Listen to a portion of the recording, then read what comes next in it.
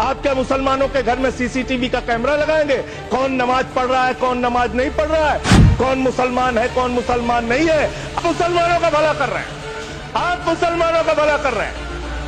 अरे बैठ जाओ, राम मंदिर का पैसा खाते हो, अरे राम मंदिर में घोटाला करते बैठो, अरे राम मंदिर का चंदा खाते हो, अरे चंदा चोरो बैठो, चंदा चोरो बैठो, चंदा चोरो बैठो, बैठो चंदा चोरो, चंदा चोरो बैठ जाओ, चंदा चोर हो तुम लोग चंदा चोर हो, चंदा चोर हो तुम लोग, चंदा चोरो, चंदा चोरो, चंदा चोरो बैठो, प्लीज चंदा चोरो बैठो।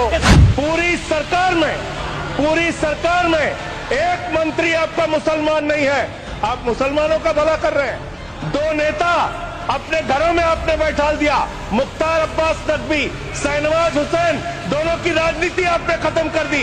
आप मुसलमानों का भला कर रहे हैं, आप मुसलमानों का भला कर रहे हैं, आप मुसलमानों का भला कर रहे हैं। अरे सुनना सीखो पहले।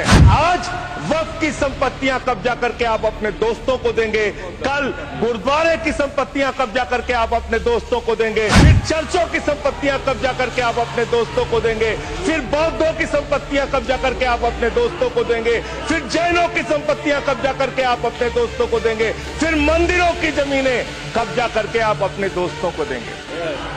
आप तो वो लोग हैं जिन्होंने प्रभु श्री राम के मंदिर में भी घोटाला किया। मान्यवर, प्रभु श्री राम के मंदिर के जमीन में घोटाला किया।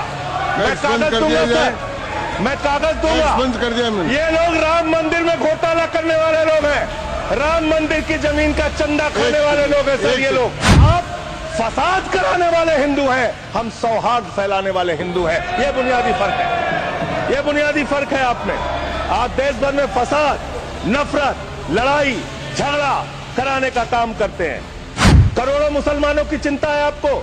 एक अपने दोस्त को पकड़ के लाइए, नीरव मोदी को 20,000 करोड़ वसूलिए, 12,000 करोड़ वक्फ को दीजिए, 8,000 करोड़ अपने पास रखिए। 8,000 करोड़ का आपको मुनाफा होगा, 12,000 करोड़ वक्फ को दे दीजिए, करोड़ों मुसलमानों का भला हो जाएगा। काम आपने देश के अंदर बहुत अच्छा शुरू कर दिया। आप एक काम करते हैं, देखो मुसलमानों को ठीक कर रहा हूं, दूसरी तरफ महंगाई बढ़ रही है, नुकसान हिंदुओं का। 94 लाख करोड़ रुपए शेयर बाजार में डूब रहा है, नुकसान हिंदुओं का। 11 लाख बच्चे स्कूलों से बाहर निकल गए, नुकसान हिंदुओं का। तो मुसलमानों का को ठीक करने के नाम पर आप नुकसान देश के करोड़ों हिंदुओं का भी कर रहे हैं। इसलिए ये सब बातें करके देश में आप नफरत फैला के ये सब झगड़े फसाद के काम मत कीजिए।